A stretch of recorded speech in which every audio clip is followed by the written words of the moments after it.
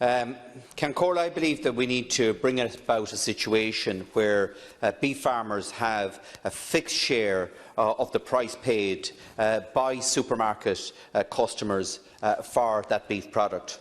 There is a lot of anger being expressed by farmers around the country at the moment regarding cattle specifications and also the difference between the supermarket price and the factory gate price. And we need to see transparency in relation to this.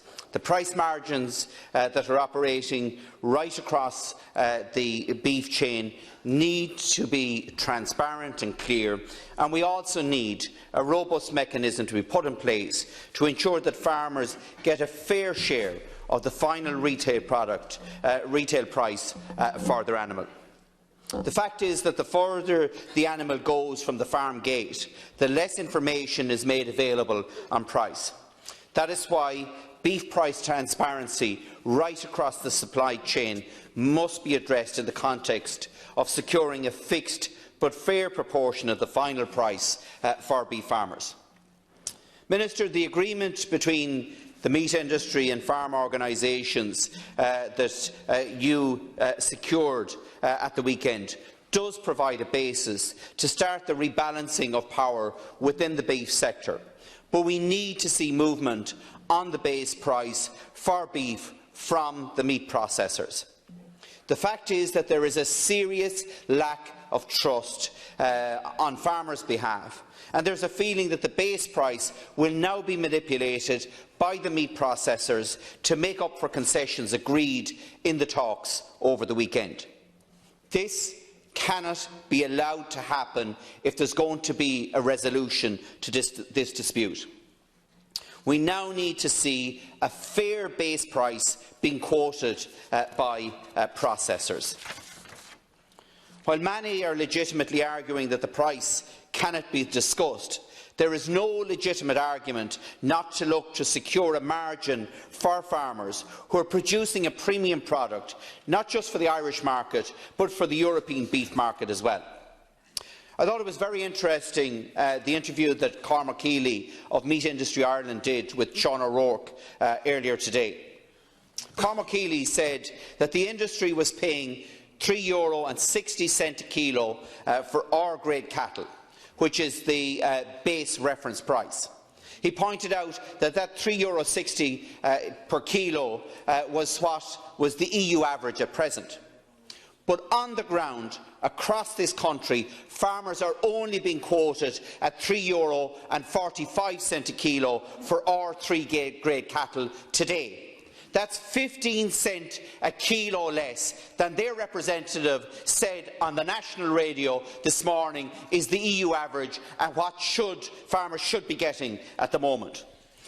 Minister, the fact is that we need a legal floor to be put in place for the base price for beef.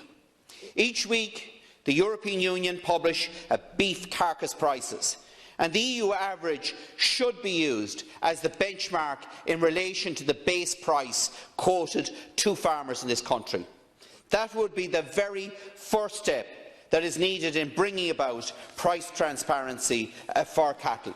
And at least farmers could then relate to that where there is a clear black and white figure being provided in relation to what return is coming back across Europe to the processors here.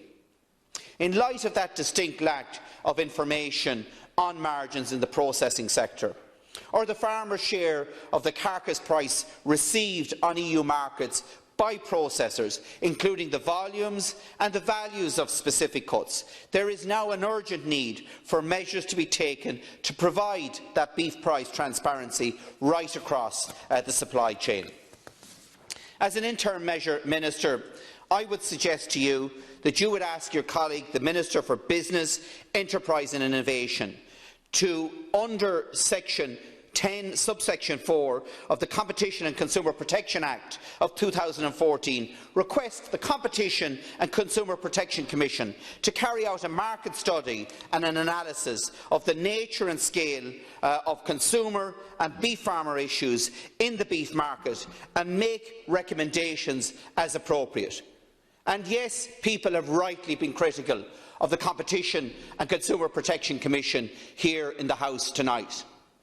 But there are mechanisms where the Competition and Consumer Protection Commission can actually be used to benefit farmers, to benefit consumers, and to bring about a level of transparency in relation to the beef sector here in this country.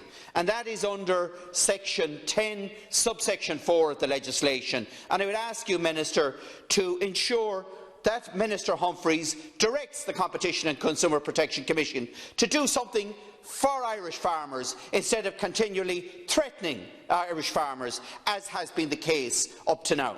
From my own research, it clearly shows, regardless of what share the farmer is getting in relation to the carcass, over the last 15 years, year on year, the farmers' share in relation to the beef that they produce is reducing by 1.7% their margin. This cannot continue any longer, and the tools are there to have an investigation carried out, and I think that that investigation needs to start before the end of this week.